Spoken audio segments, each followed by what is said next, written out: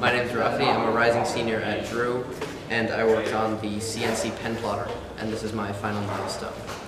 So the pen plotter's purpose is to draw on this piece of paper, and the way you get it to draw is you give it a set of coordinates called G-code, which have been generated from an image. So you turn the image into a set of coordinates so that it knows how to move. And then it moves the Y and X axes in order to trace that path and draw it on this piece of paper.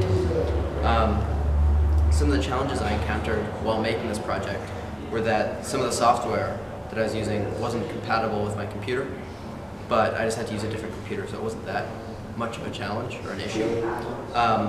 And also some of the firmware that was provided by the creator of the project didn't actually work, so we had to modify it and find other sources for the firmware in order to get it to work. So I'm going to do a short demonstration now about the pen plotter. So you want to make sure the paper is fully taped down and attached to the surface, and then you use the software and select a file, which then begins the drawing.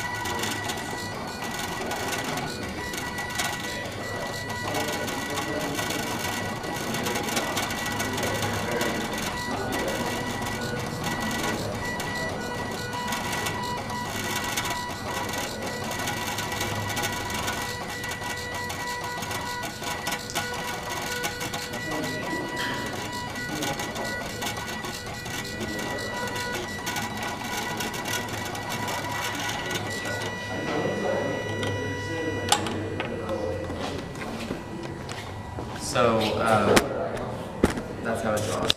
And for my reflection of this project, I think it was a very good learning experience. I learned how to work on several different aspects of making this software and hardware, and how to control motors and how to make firmware and edit firmware in order to get everything to work. Overall, I think it was a good experience, and I'm happy with the result. So, thank you. Bye.